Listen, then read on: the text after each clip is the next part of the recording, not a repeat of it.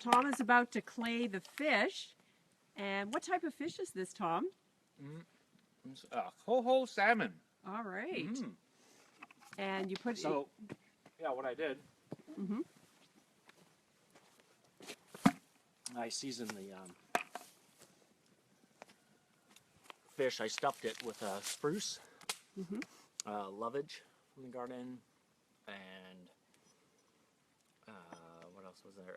Wild fennel seeds, and aromatics, and then dried kelp flakes that I've harvested, dried, season that.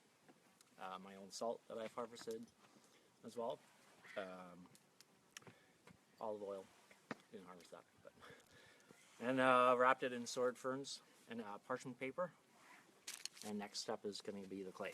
Wow, there's the clay going on.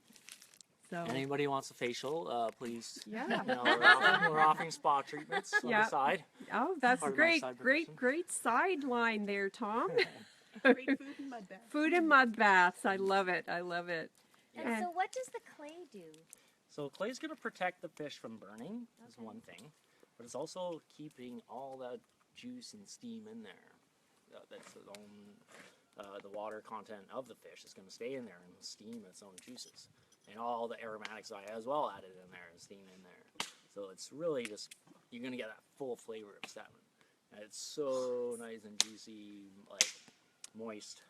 Is it sort of like doing a tagine or a clay pot, clay pot cooking? Is it like that? Yeah, I would say so. Yeah, cooking in its own juices. You know. But this is a clay that I've harvested from the creek that I'm at, Ella Road, Ella Creek.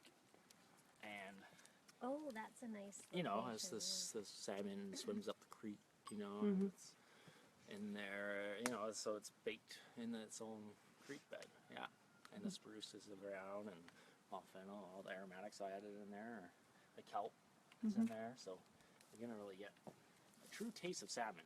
Yeah, that's wonderful. In its environment. When was the salmon caught? Where was the salmon caught? When? Oh, clay. When was the salmon caught? When did you catch the fish? Oh, I had it in the freezer. Okay. But yeah, I pulled it yesterday and thawed it out fresh. Or yeah, I wish I had time to go fishing, but. You're too busy feeding all of us and making your own glass plate, your own oyster mushroom plate.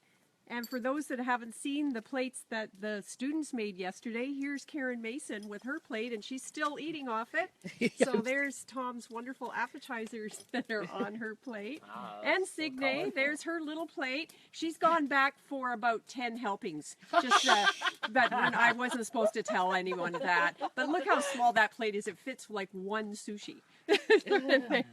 So she's appetizer plate. It's an appetizer, real appetizer, a pre-appetizer plate. So she's allowed to go back lots. And here, everyone, is the fire pit. Tom has squash cooking on the fire pit, so he'll show us more about how the fish is going to be cooked after the clay is put on. And for those that didn't see earlier in the kitchen, here's Tom's oyster plate. He used oyster mushroom as his inspiration to create this plate. And this is his wonderful food on his plate that he made. And he's only getting a mouthful here and there because, as you can see, his hands are absolutely full of mud. So he's not eating much. Thanks for all the hearts, everyone. And Carol, welcome. And Bobby, nice to see both of you here. And we're just having so much fun. My dream has come true, and I couldn't have asked for a better chef for my dream to come true. My very first time, people make their glass plates and trays, and then it's served on their plates and trays by amazing chefs. So, Tom, this is our first, and thanks for having me. For us having this dream together. We met actually just about a year ago in October at a pumpkin festival. Yeah, in Osh Farm. That's right. Pumpkin patch. Yeah. In Osh Farm, which is an amazing farm, and Tom and I started talking about this dream, and here we are. Here we are, 1 year later. Yeah. So we'll just keep you posted on Fire Pit Watch and all the good food to come, because we're just still finishing our appetizer.